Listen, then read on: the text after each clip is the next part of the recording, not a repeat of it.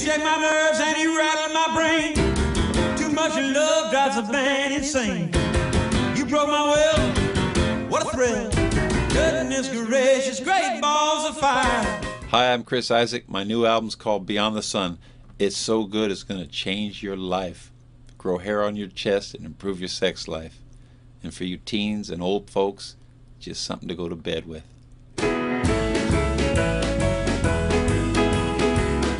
It's funny because my mom, I was making this record, and I said, I'm going to make a record, and it's all Sun Studio tunes, and she said, that's the first music you listen to. And I said, I know. I said, you know, when my dad, when he got out of jail, he had all these cool records, and we, not a big record collection, but all good stuff. It was Elvis, Johnny Cash, Roy Orbison, Carl Perkins, Jerry Lee Lewis. Man, we wore Jerry Lee Lewis records out. I mean, I remember every day we got up for school and we had one of those fold-out record players, the cheesy ones. We thought it was a hi-fi, it was a big deal. And we'd put on... Well, my bunny bee, she like a rip-wing bee. She stands out among the others you see.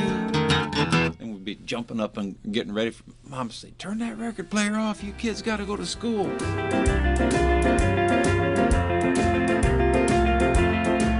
I forgot to remember to forget her. I can't. And so you go, what is this Sun Studio he's talking about? And it's in Memphis, Tennessee. There was a guy named Sam Phillips. He's a genius. If you look in the dictionary, it says genius. There's a picture of Sam Phillips.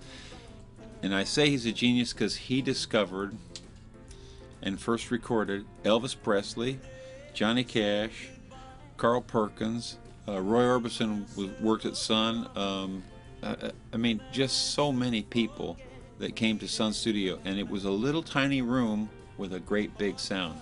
It's been some years now. I remember I was actually going to have a meeting with Sam Phillips, and he passed away about a month before I got to meet him. But the nice thing about the cool thing about making music is I have all his music.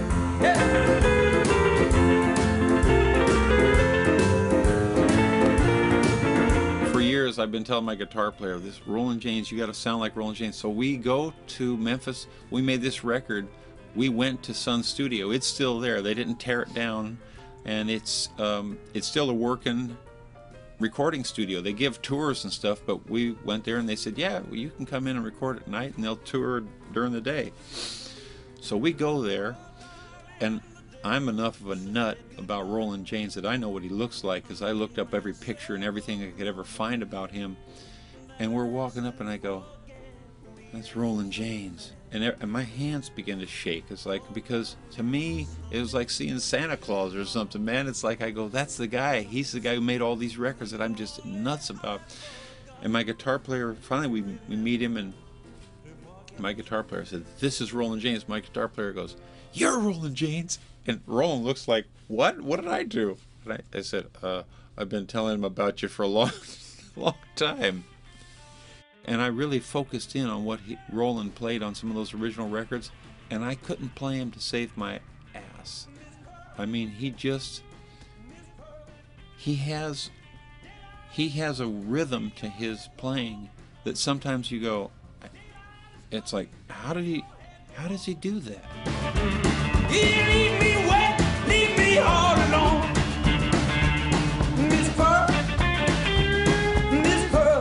Miss Pearl is a song that Jimmy Wages cut, and Jimmy Wages is kind of a forgotten man out of Sun Studio.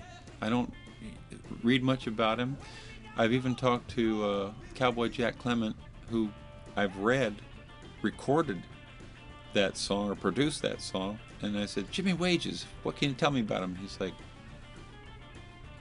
you know, I mean, he's kind of like, but he has really a unique sound and really a cool sound, and I thought that was a cool song. So I said to the guys, I said, we'll cut this song, but I have news for you. We're going to only cut it maybe twice, because I can't sing it more than about twice the way I want to sing it. That's one where, you wait till the end of the session, because you got two of these in you at best, and then you're shot. And my guitar player goes, I never heard you sing like that. I go, well, I can't sing like that every night. Put me out of business. I said, you only got a couple of those in your throat. You gotta save them, you know. But man, it was fun, and it was one of those things. When we play Miss Pearl in the studio, and I played it on a stage before, and I go, I'm feeling the stage, and I go, yeah, we could play it here. And they go, well, what were you feeling the stage? Because we get all bouncing. I said, if it's a cheap stage, it'll break. Everybody on the band is like just like this. And at the end of the song, I looked, everybody just soaked in sweat. And I go, you guys want to play it again? They go, no, that's it, we got it.